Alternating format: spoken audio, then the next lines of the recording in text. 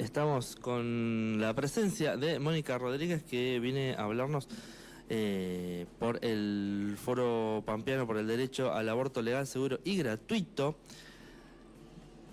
¿De qué nos venís a hablar, Mónica? Hola. Hola, buen día a ustedes. Te recibimos.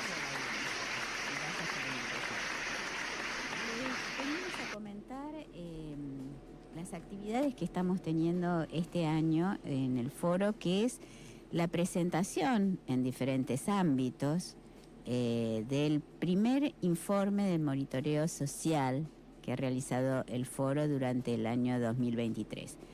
Es un monitoreo social respecto de la implementación de la ley de interrupción voluntaria e interrupción legal del embarazo y también de la implementación de la ley de salud sexual y salud reproductiva. Y también contempla dentro del monitoreo la evaluación de la ley que protege los derechos de les pacientes. ¿Cómo surge la idea dentro del foro de hacer este monitoreo? Bueno, el Foro Pampeano desde hace ya muchísimos años. Ustedes recuerden que este año la campaña nacional, el 28 de mayo, cumplió 19 años desde su creación. El Foro Pampeano tiene un año menos de trayectoria que la campaña, pero también un 28 de mayo salimos por primera vez a la calle a repartir pañuelos, a repartir folletería que contenía el primer proyecto que había elaborado la campaña de despenalización y legalización del aborto. Ya estaba el pañuelo como... Siempre estuvo el pañuelo. Ajá. El pañuelo siempre estuvo y bueno, justamente ayer ha fallecido Norita Cortiñas. También va nuestro homenaje a ella, porque además fue una de las madres que portó el pañuelo verde. Y la tuvimos acá, la escuchamos cuando vino a recibir su honoris causa en la Universidad Nacional de La Pampa, donde ella dijo, yo no sabía y me fui transformando en feminista, y también abrazó el pañuelo verde y llevaba en sus muñecas el pañuelo verde también. Bueno, pero ¿a qué va con esto? El pañuelo verde fue un debate, una deliberación de cómo se iba a presentar la campaña, y se tomó el pañuelo como un símbolo. El símbolo de las madres daba origen al pañuelo. Era una lucha que para aquellos momentos, estamos hablando del año 2000, después del 2001, después de la gran debacle, ya las asambleas venían hablando. Habrían impulsado la lucha por la despenalización del aborto, y en los encuentros nacionales de mujeres también se venía hablando desde el 2013 en adelante con más fortaleza la posibilidad de crear una campaña, y como pañuelo se eligió como símbolo el pañuelo, pero no podía ser blanco. Claro. Entonces se eligió el verde, y el lema se le eligió también, que es educación sexual para decidir, anticonceptivos para no abortar, aborto legal para no morir, siguiendo también la línea del triple lema, del lema con 3 partes que tenía la campaña brasileña también. Recuerdo que mi primer contacto con la campaña fue en el 2006, en la escuela. Nos llegaron unos folletos y se abrió un debate ahí en la CAT, en una materia de formación ética y ciudadana. Claro. Y fue muy interesante, estuvo... ¿En qué escuela estabas? En el Ciudad de Santa Rosa. Bien, porque ese año surgimos como campaña, o sea, como Foro Pampeano dentro de la campaña. Ese año, en el año 2006. Justo teníamos una compañera que estaba embarazada. Fue todo muy polémico. Me peleé con la profesora. Sí. Bueno, sí, esas cosas es muy interesante ver el trayecto, ¿no? De cómo ha sido trabajar con los chiques. Bueno, ¿y qué venía contando en esta historia? Nosotras siempre, desde que tomamos contacto con la campaña y empezamos a activarla, desde la difusión, los materiales, los proyectos y todo lo demás, también hacíamos monitoreo, un monitoreo que al principio era ver si se aplicaban o no los diferentes avances que se fueron dando. Tenemos que recordar que primero tuvimos la interrupción legal del embarazo, que fue a través de protocolos, porque no teníamos todavía la ley. Y en el año 2018, cuando se dio el debate y se perdió por 9 votos en contra en senadores y senadoras en el Senado, el foro decidió que los 2 monitoreos que siempre hacíamos, el monitoreo de la educación sexual integral y el monitoreo de salud, los íbamos a transformar en nuestro sostén hasta que realmente la ley se aprobase.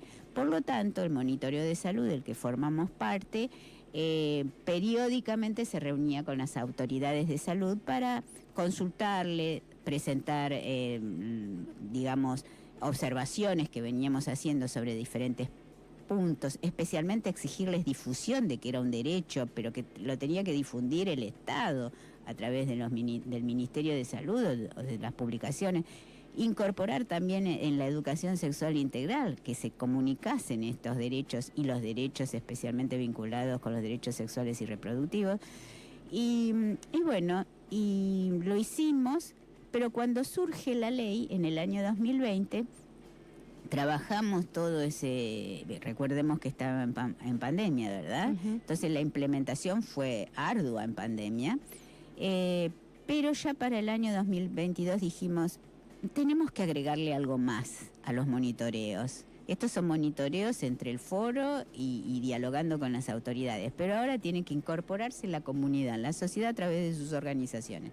Por eso incorporamos este monitoreo social, que no lo hicimos solo a las integrantes del foro, sumamos a 6 organizaciones de mujeres que activan habitualmente en la provincia de La Pampa, en otros espacios, pero la sumamos, y además se sumaron en algunas localidades mujeres que habían formado parte de las luchas feministas antes de la aprobación de la ley, hasta la aprobación de la ley, pero que sus organizaciones se habían debilitado después de la ley, como que se habían medio desarmado, pero ellas quedaron como referentas, y entonces en 4 localidades de la provincia, de las 10 que tomamos, lo hicimos este monitoreo en 10 localidades, 4 de esas personas fueron mujeres solas que hicieron el monitoreo.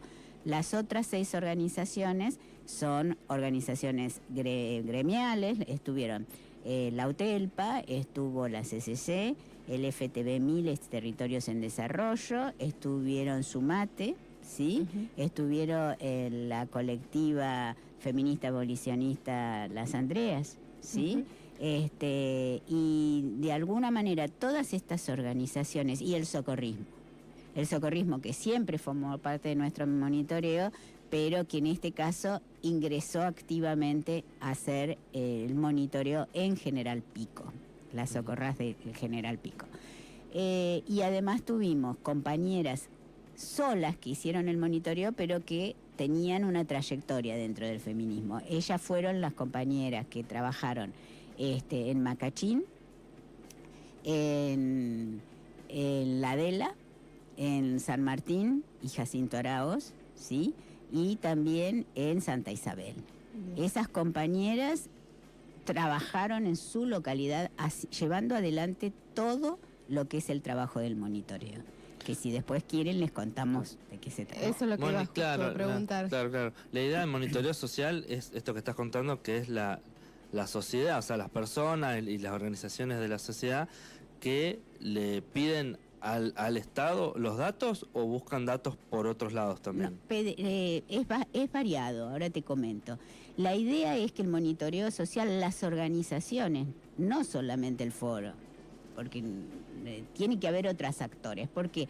Porque nosotras pensamos que esas organizaciones después van a adquirir esos conocimientos de cómo se hace un monitoreo, van a generar información y van a obtener datos. De allí van a hacer un análisis, lo vamos a hacer todas juntas, pero ellas también lo van a hacer, y de ahí en más vienen recomendaciones, indicaciones que van a permitir hacer incidencia política sobre las autoridades de salud para decir, bueno, observamos esto, recomendamos lo otro, creemos que sí. Y surgieron 12 recomendaciones fuertes a partir de ese monitoreo. ¿Cómo se hace un monitoreo? Sencillamente hay 4 herramientas que tuvieron que usar las compañeras, obviamente nos capacitamos todas a través de FUSA, que es una organización que nos trajo la capacitación. El proyecto total se presentó ante una organización internacional que fue feminista, pero la mediadora en la capacitación fue FUSA, ¿sí? Y nos capacitamos en diciembre del año 2022, seguimos la capacitación intensiva durante todo el verano y en marzo del 2023 empezó más fuerte, entre marzo y abril, la implementación de esas 4 herramientas que eran fundamentales. ¿Cuáles eran las herramientas? Se elegían los centros de salud, visitamos 21 establecimientos de la provincia, esos 21 establecimientos ubicados en 10 localidades, y las que llegaban a hacer las visitas hacían una observación general del establecimiento desde todo punto de vista, cómo era el acceso, cómo era, si tenía indicadores, si estaban señalizadas adentro del edificio cada uno de los espacios, cómo era la recepción de las personas, o sea, la admisión, la oficina de admisión, cómo entregaba información, de qué manera se trataba a las personas, cómo se otorgaban los turnos, a partir de qué edad admitían la consulta de un niño, niña o adolescente solos, porque eso fue un detalle. La mayor parte de la gente no sabe que los adolescentes pueden concurrir solos a pedir información y a recibir tratamiento a partir de los 13 años. Ajá. Ese es un dato que hay que tenerlo en cuenta.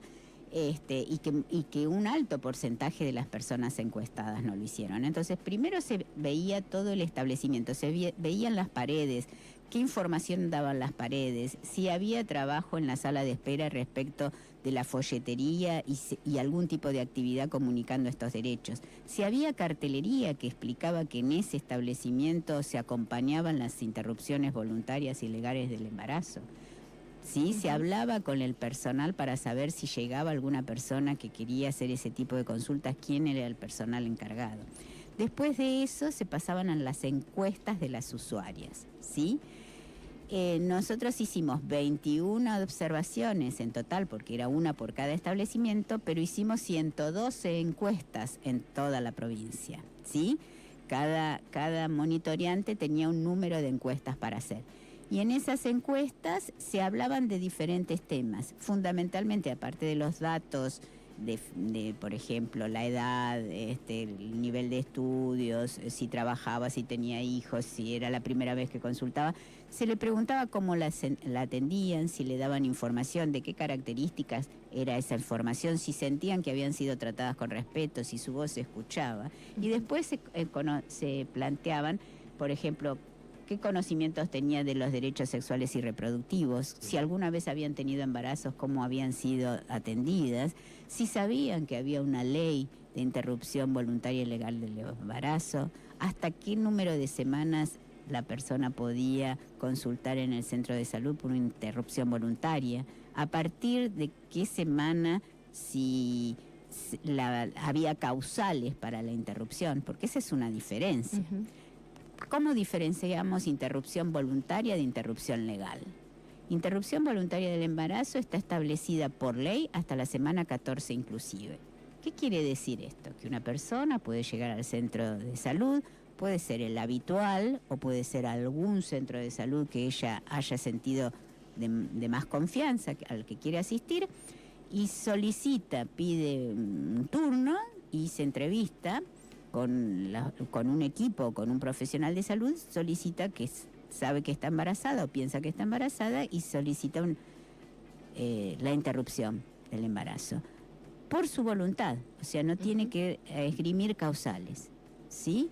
Obviamente la entrevista tiene una serie de pasos, porque el equipo de salud a partir de ese momento va a ver dónde vive, si tiene comodidad, qué está pensando respecto de cuál sería la metodología para la interrupción que elige.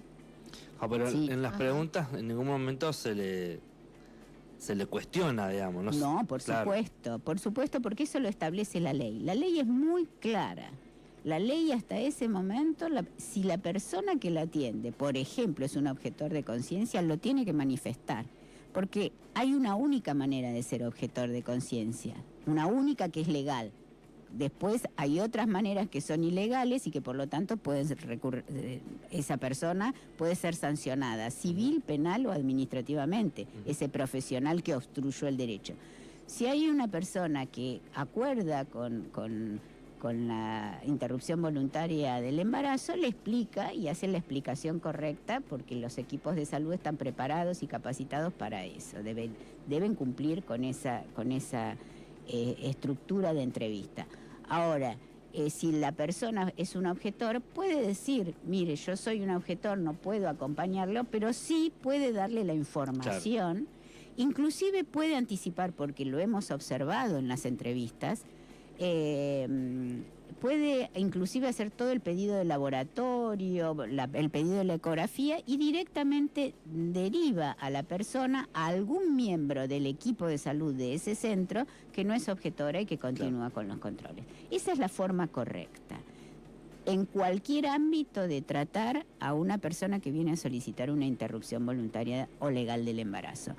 El objetor tiene ese derecho, pero también tiene una responsabilidad, que no es no mentirle, no decirle que no puede, no intentar convencerla o presionarla, y además hacer una derivación en tiempo y forma. Porque lo dice la ley, en el artículo 15 de la ley, que cualquier retraso o demora o postergación de lo que la persona viene a solicitar, es responsable la persona que obstruye. Sobre todo porque está en juego el tema de las 14 semanas. Exactamente. Bueno, esa sería interrupción voluntaria.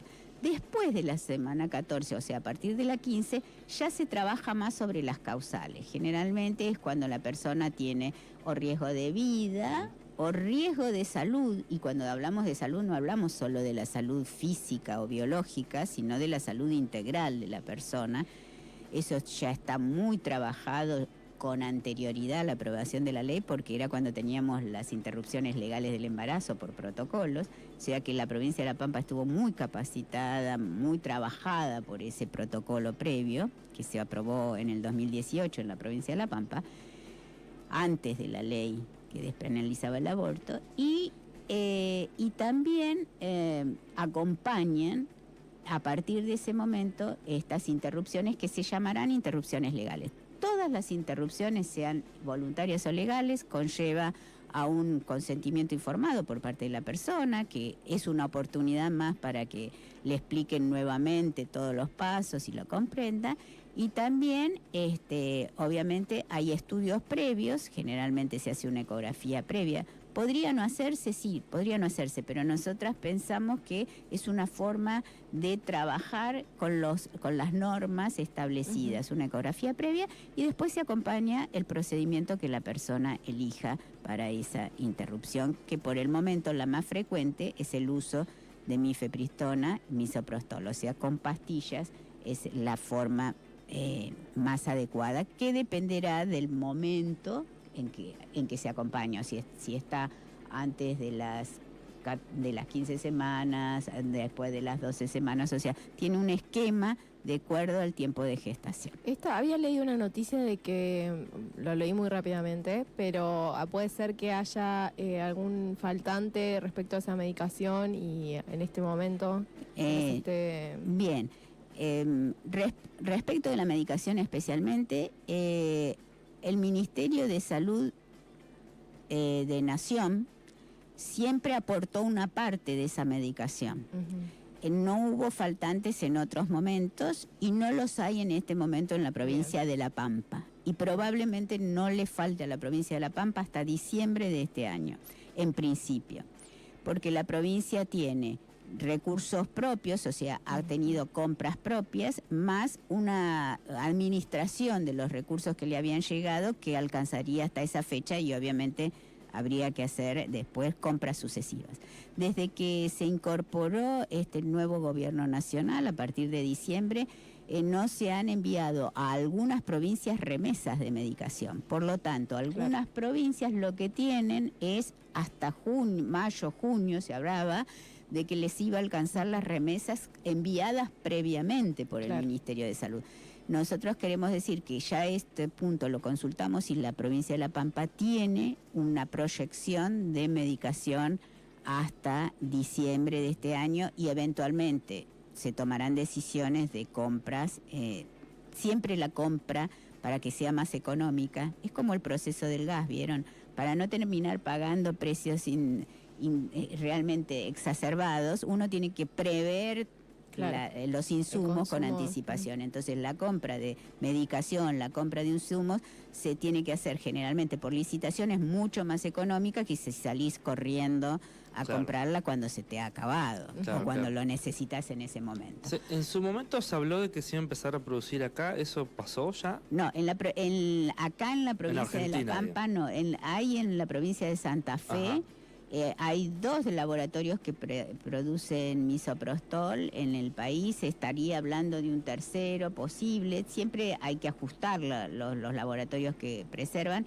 Y tenemos un laboratorio en Santa Fe también, que además de misoprostol está ajustando los trabajos técnicos para hacer mifepristona, que es la otra medicación que tenemos. La provincia de La Pampa tiene por el momento mifepristona, misoprostol. Y lo tuvo ya desde hace varios años, o sea, varios meses. Durante todo el 2023 hubo mifepristona, misoprostol. Volviendo al monitoreo, ¿cada cuánto es recomendable hacer un...? Bien, me quedaron cosas del monitoreo, sí, porque después, viste, ya habíamos llegado a la encuesta de las usuarias. Después de eso, las mismas monitoreantes en cada centro que le tocaba, viste, por ejemplo, una le tocaba al Molas, a otra le tocaba al Hospital de Toay y otra Levita, otra Victorica, otra Hacha, bueno, cada una en su lugar. Además hacía una entrevista prolongada al equipo de salud para saber cómo trabajaban, si tenían objetores de conciencia, cómo resolvían las derivaciones, qué dificultades tenían en el equipo, si contaban con las medicaciones en tiempo y forma, si tenían dificultades con la ecografía. Bueno, todas esas preguntas, cómo se capacitaban, qué cosas necesitarían para tener mejor capacitación. Y después hubo la misma cantidad, 24 entrevistas a decisoras políticos. ¿Y quiénes son los decisores políticos? No solamente el ministerio o la jefa de programa, son los jefes, los directores de cada centro de salud, sea un hospital de altísima complejidad, como el Favaloro o el Centeno, o los hospitales intermedios de nivel 4, los hospitales de nivel 3 y después los centros de salud. Cada centro de salud es un nivel 1.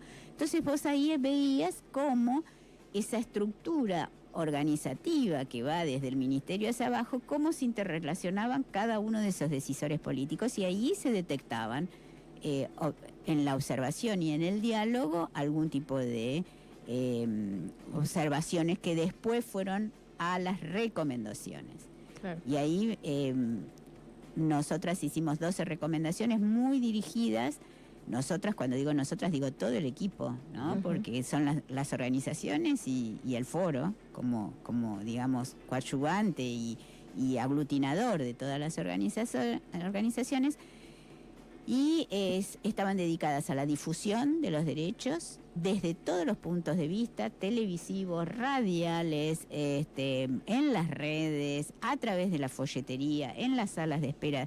Pedimos que esto sea difundido en forma permanente y constante, porque los mensajes que hemos recibido desde el nivel nacional son confusos para las personas. Las personas dicen, ahora ya no tenemos más ley, ahora ya no se hace más aborto, porque si vos tenés a un presidente o a un asesor del presidente que te dice eso, la gente no tiene todo el mundo por qué estar enterado. Primera cosa. Segunda cosa, la línea de información de la provincia. A nivel nacional siempre hubo un 0800.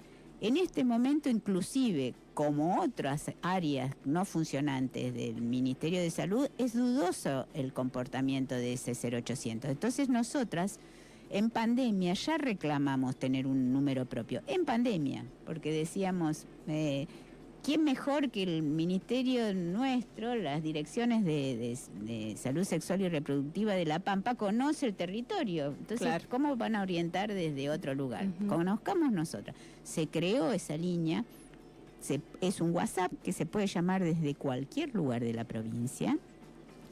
El número es el código 2954, ¿sí? 595392. Pueden llamar de lunes a sábado de 8 de la mañana a 8 de la noche. O sea, mandan un WhatsApp y van a recibir una devolución de información o un contacto con gente dentro del equipo de salud, que es el equipo que contesta sobre cualquier duda o necesidad de información, inclusive reclamos o denuncias por maltrato, por violencia, por negación de turnos, por negación de medicación, sobre interrupción voluntaria, interrupción legal, métodos anticonceptivos, hormonización, disidencias sexuales, cualquier duda que quieran comentar o Incluye tener. violencia obstétrica ahí. Por supuesto, las denuncias son de todo tipo. Usted ha sido denunciada, ha recibido un maltrato, una violencia y quiere dejar sentado, ¿sí? Obviamente preservando la intimidad de la persona. Si le van a preguntar dónde sucedió, o sea, en qué espacio, ¿no? Porque si no es difícil de resolver. También sobre infecciones de transmisión sexual, es una línea muy con una mirada y una perspectiva para los derechos de la adolescencia, o sea que pueden llamar las niñas y las adolescentes también, y también con fuerte vinculación con salud mental. O sea que esa línea se puede llamar. Esa línea la tenemos que conocer todos. Nosotros siempre le decimos a los chicos, mire, si no se acuerda usted del número de, qué sé yo, de un amigo, de una amiga, de un familiar, por ahí no es tan problemático. Pero esta es la línea que si usted la tiene memorizada, se la puede pasar a un amigo, se la puede decir a alguien en la calle que lo consulta, a alguien con quien está hablando en un centro de salud y se da cuenta de que está con una preocupación. O sea, tiene que estar visibilizada y la tenemos que usar. Esa es importante. Otras recomendaciones que hicimos fue mayor capacitación en formas, en procedimientos de interrupción voluntaria y legal del embarazo, como es el AMEU, que es en lugar de ser a través de medicación, es a través de prácticas manuales de intervención, que son sencillas, seguras, y que nosotras aspiramos que vayan generalizándose en la capacitación a los equipos de salud. Por el otro lado, también nos parece interesante, fundamentalmente, el registro, ¿sí? Saber siempre con exactitud cuántas prácticas, en qué lugares, con qué manera se han acompañado estas interrupciones, ¿sí? A qué edad de gestación consultan. Más del 90% son interrupciones que se dan en las primeras 12 semanas. Claro. Entonces, si nosotros tenemos diagnóstico temprano de un embarazo, una gestación, y la persona, como siempre decimos, no está obligada a abortar, el Estado no obliga a abortar, lo que el Estado acompaña es la toma de decisión para que esa persona tenga una interrupción segura del embarazo. O sea, acompañada con medicación, con controles y con responsabilidad por parte de los equipos de salud. Eso debe ser así. Si hay, por eso estos monitoreos. Vuelvo después ahora a decirte cada cuánto los monitoreos. Nosotras decimos que lo que hicimos en todo el 2023 y le presentamos a las autoridades de salud, y ya venimos presentando en diferentes lugares, por ejemplo en las universidades, lo hicimos en la Facultad de Jurídicas y Económicas, lo estamos haciendo ahora en Humanas, y lo vamos a hacer próximamente en la sede de General Pico, también de Humanas. Es una presentación para que la comunidad en general se informe. Los monitoreos son una foto del momento, por eso nos pareció oportuno hacer este monitoreo y terminarlo en el 2023. Porque es una foto hasta que tuvimos un Ministerio de Salud a nivel nacional que acompañaba, no solamente con recursos, sino también simbólicamente, apoyaba simbólica e ideológicamente a este acompañamiento a las personas que están en estas situaciones. Y en forma integral, porque no es solamente el aborto, también los métodos anticonceptivos. Fue en su momento el Plan EñA, y ahí EñA, que quizá la gente lo ha escuchado, se cayó el Plan EñA, no se aplica más el Plan EñA, echaron a los integrantes del Plan EñA. ¿Qué es el Plan EñA? El Plan EñA era un plan surgido que es para prevención de los embarazos no intencionales de la adolescencia. Y ustedes me van a decir, la gente dice, ¿cómo no intencionales? Claro, muchas jóvenes, los adolescentes, inclusive las niñas en algunos casos, ven vulnerados sus derechos porque no tienen información, no tienen recursos, no saben cómo usar, no saben a quién ir a preguntarle. Y en el caso de las niñas, por debajo de 13 años, el abuso sexual infantil las conduce muchas veces a embarazos no intencionales, por supuesto. Este plan estuvo implementado desde el año 2018 al 2023, especialmente en las provincias del NEA y del NOA, ¿sí? En el norte argentino. Y logró bajar en un 50% la maternidad de las adolescentes. Por supuesto, no obligándolas, sino si ellas no deseaban ese embarazo, ¿sí? A partir de diciembre del año pasado ya se habían firmado el convenio con el resto de las provincias del país. Ahora ya desapareció. No hay más en el país ese plan.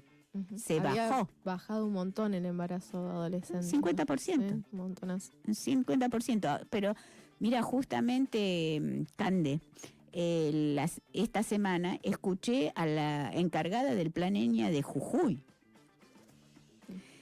Lo que habían trabajado, lo que habían hecho, la cantidad de acompañamientos que habían realizado, la cantidad de colocación de métodos anticonceptivos, y no solamente esto, sino las charlas sobre educación sexual, sobre la prevención de pronto de vulneraciones de los derechos de los niños, de los jóvenes, de las adolescentes, ¿sí? Porque las prácticas sexuales también tienen que ver con un contexto cultural.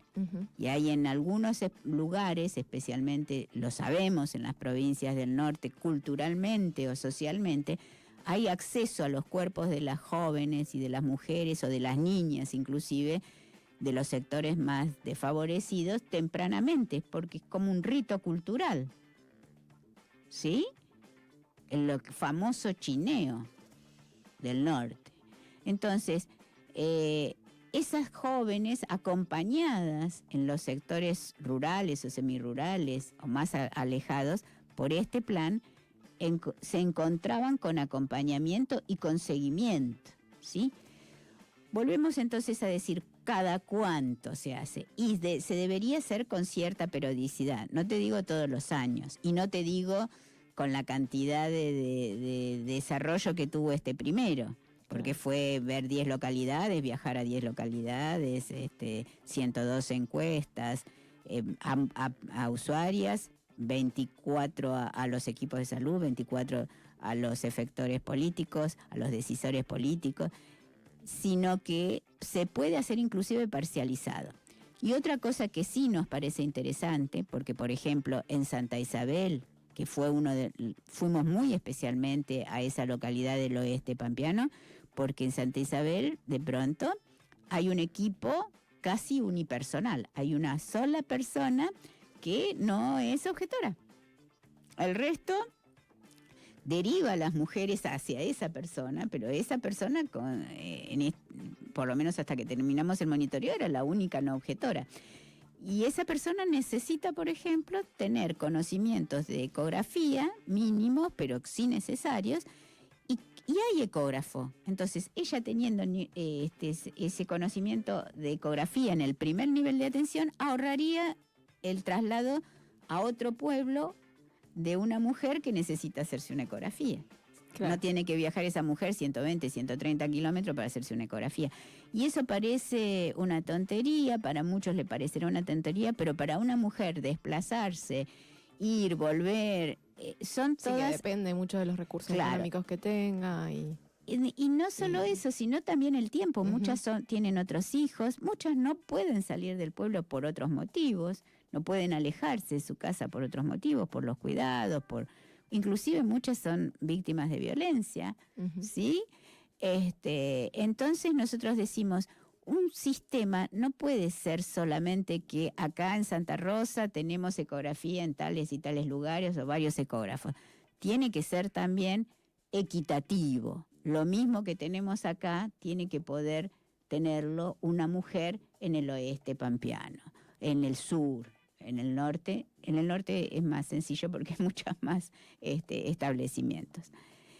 Eso para nosotros no. Esta es la mirada de la sociedad y de las organizaciones sociales mirando la implementación de un plan. Ujú. De un plan o de una ley. ¿Por qué? Porque ya no queda cerrado en el núcleo de los decisores políticos de salud o de educación, que podrán tener mucha voluntad, pero también puede ser que no vean todo, Claro. ¿sí?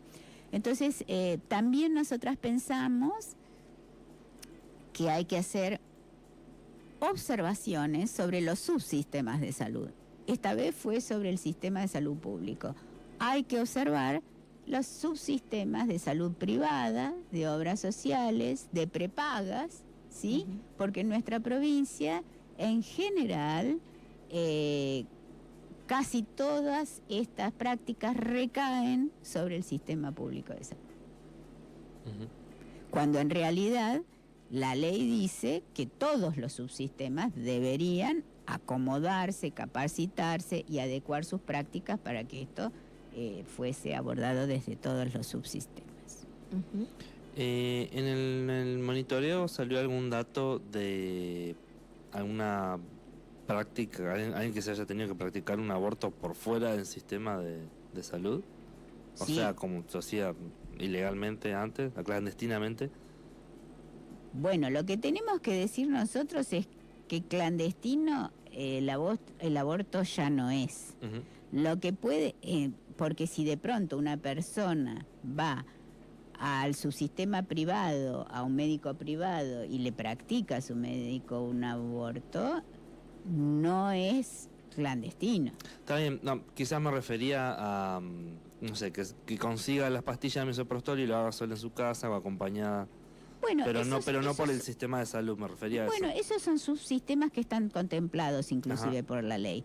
El punto de lo que nosotros siempre decimos es la calidad del aborto a la que accede la persona.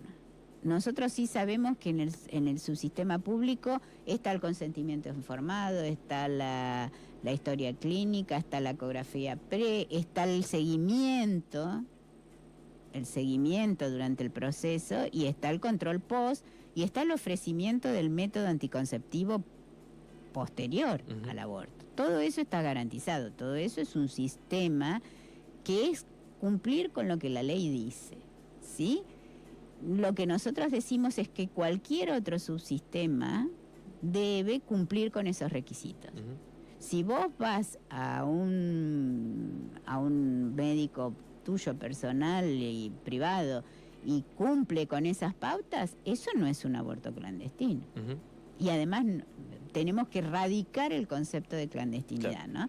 Lo que sí es un aborto clandestino es que no te cumplan con la información, que no haya constancia de que ha sido tu voluntad la interrupción, que no te den el seguimiento, o sea, que hagan la práctica y no haya más seguimiento, más información. Eso ya no deja de ser no solo clandestino, es inseguro. Claro. Ujú. Entonces, nosotros, ¿qué es lo que vemos?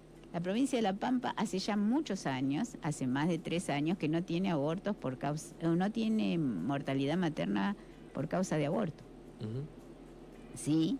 Esto viene inclusive antes, desde que veníamos con el protocolo del 2018. O sea, ese es el objetivo. Tener una ley de aborto, y es el debate que siempre tenemos con los sectores antiabortistas.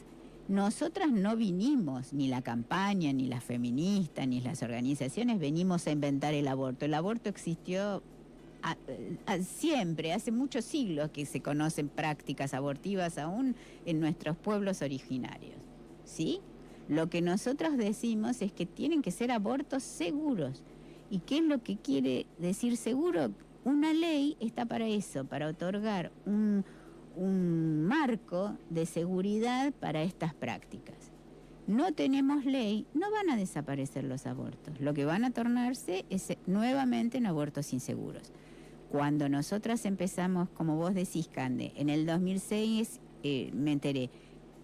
En esas épocas, todos los años, y no quiero asustar con la muerte, porque no es mi interés, porque a veces no hay muerte, igual hay mucho dolor y mucha violencia. Pero en esos años, además, se morían 100 mujeres por año por causa de aborto inseguro, 100.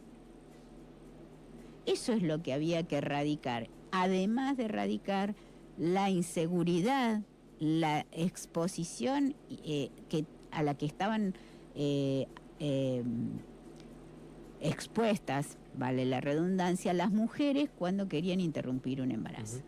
Entonces no inventamos nada, no porque un señor asesor o un presidente digan yo voy a derogar, él va a borrar el aborto de la faz de la tierra. Claro, va a seguir pasando, pero va a ser inseguro. Pero vamos a retroceder, porque el aborto es algo que existió y tiene que ver, inclusive ustedes fíjense en los países muy desarrollados, donde hace ya muchos años, recordemos que Francia tiene el aborto legal desde 1974, ¿sí?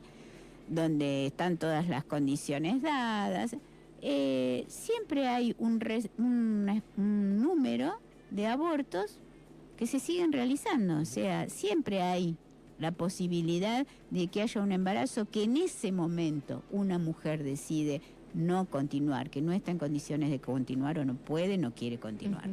En el caso de la ley en La Pampa, sí, ponele que llegase a pasar algo a nivel del nivel de la ley nacional. La Pampa podría seguir haciéndolo de forma segura. Bueno, me estás preguntando algo que yo no te puedo dar certeza. Legal, claro. Lo que yo sí te puedo decir... No, digo, porque ustedes ya habían hecho todo un trabajo previo. Claro, el protocolo, claro. Yo lo que sí te puedo decir es que desde antes de la ley nacional tenemos el protocolo. Y el protocolo fue una herramienta donde te lo dicen los mismos equipos de salud. Nosotros empezamos a trabajar bien, aún desde antes de tener la ley del aborto, empezamos a conformar los equipos. Bien, y empezamos a trabajar. Muchos equipos están trabajando bien a partir de eso. ¿Cuál es el problema? Nosotros tenemos que tener la misma decisión política del gobierno provincial. Entonces, nosotros sabemos que los gobiernos provinciales, especialmente el último gobierno de Berna y Silioto, y los tengo que marcar así, no porque fueron los gobiernos peronistas. Fueron los gobiernos de Berna y de Silioto. No pudimos hablar durante los 8 años de los gobiernos de Jorge. Y yo lo tengo que marcar porque es nuestra experiencia como foro. ¿Sí? Entonces, sí, la implementación a partir de los protocolos de ILE se pudieron garantizar espacios. Pero ¿qué pasa cuando no tenemos una ley nacional? Esto que les decía antes, los recursos económicos... Claro. De una provincia que tiene que tapar un montón de otras cosas y pueden verse afectados, por un lado. Por el otro lado, los recursos simbólicos. O sea, ser una isla o creerse que sos una isla en el medio de un contexto objetor no es sencillo. El impacto que tienen las palabras de los gobernantes sobre los equipos de salud es muy poderoso. Ustedes no saben lo que significa que un gobernador sale la ley y el gobernador sale y dice nosotros aquí en La Pampa la vamos a poner.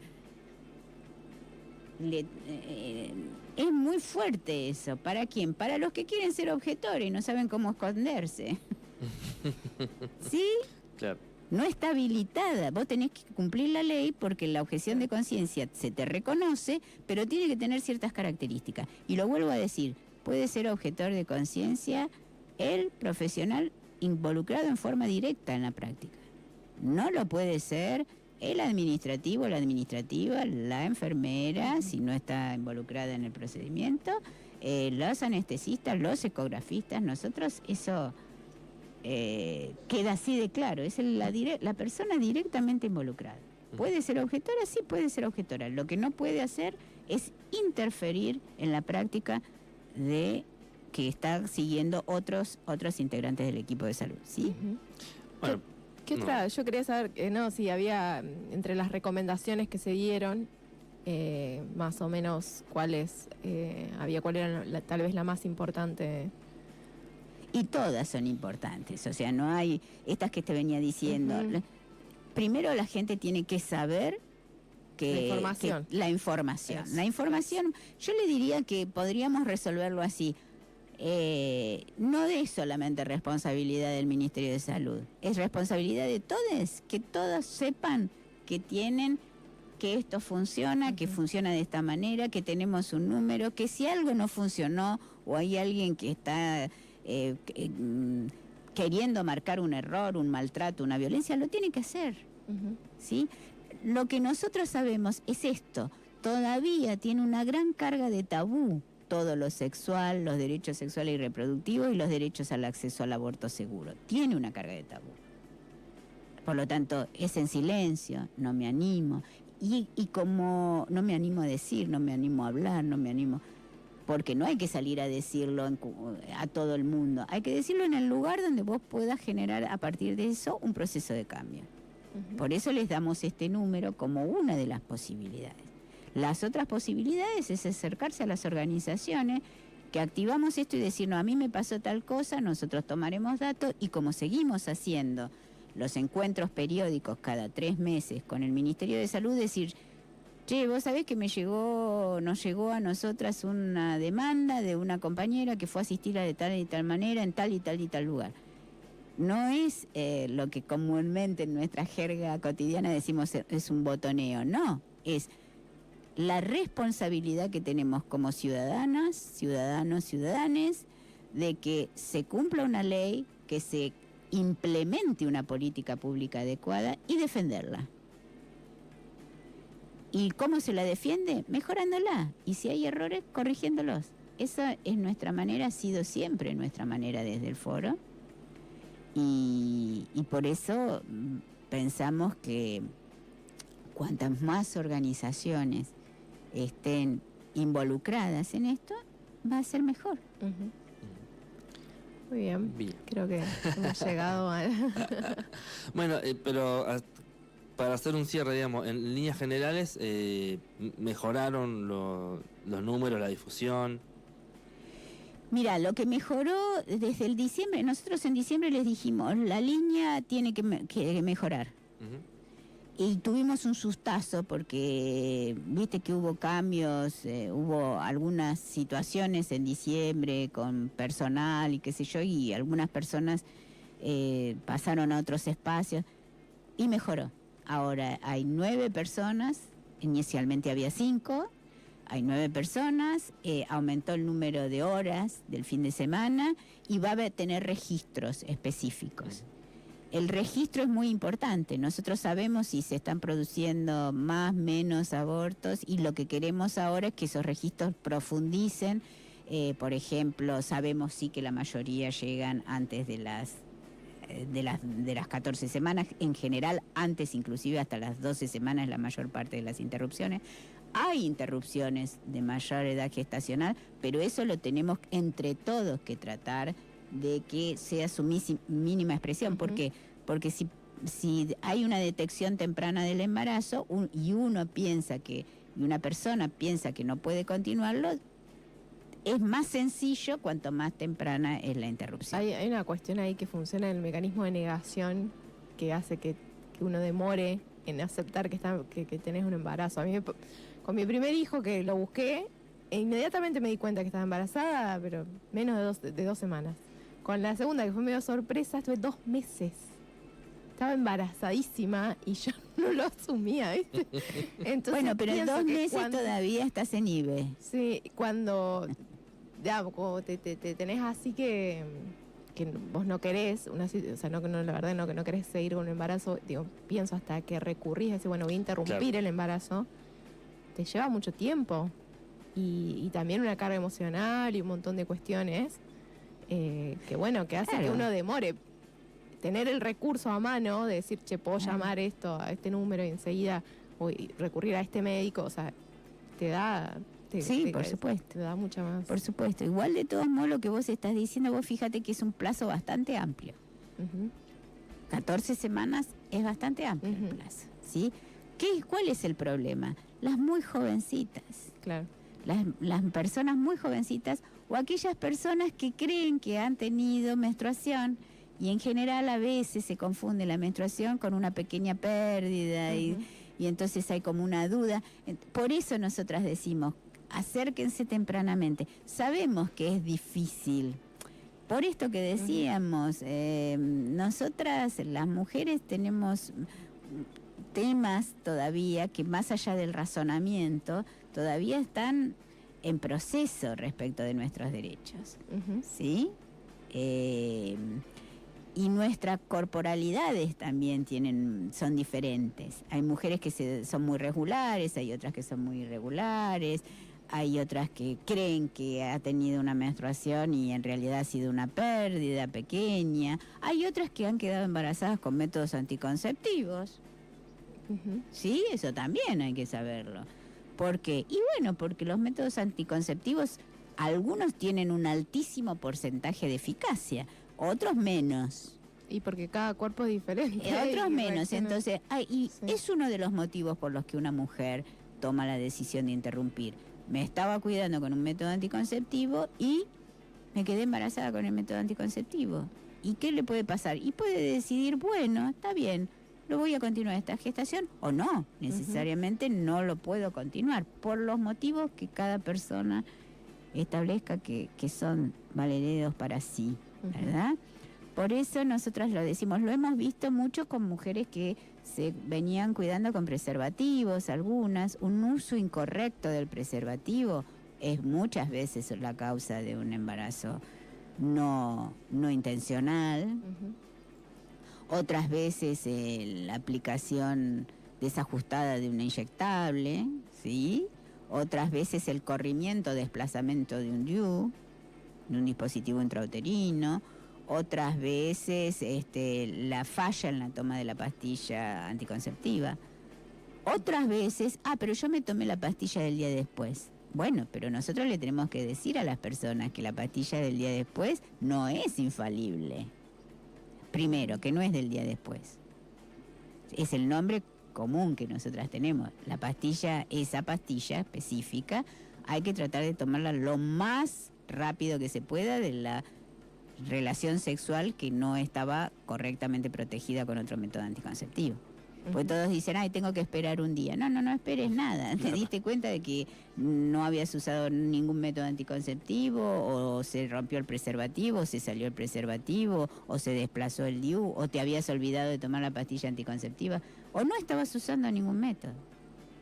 Y esa siempre decimos, persona que recurre muy frecuentemente a la pastilla anticonceptiva de emergencia, o la pastilla famosa del día después, porque no usa ningún método anticonceptivo y tiene que saber que tiene un nivel de falla. Que siempre es mejor tener un método anticonceptivo más seguro. Y un riesgo grande para la salud, porque es una carga hormonal importante, o tiene como un... Se puede usar. No sé si está muy bueno que nosotros no lo recomendamos como método constante. O sea, si vos tenés otra batería, vos tenés que ir a hacer una excelente consejería de método anticonceptivo, o sea, que vea todo lo que la persona quiera. ¿No quiere usar hormonas? Bueno, si no quiere usar hormonas, usar la anticoncepción hormonal de emergencia es como es una contradicción. Claro, sí. Porque son hormonas. Y son muchas hormonas, muchas más que la que da la pastilla convencional de las noches, de una todos los días. Pero de todos modos, es un método más.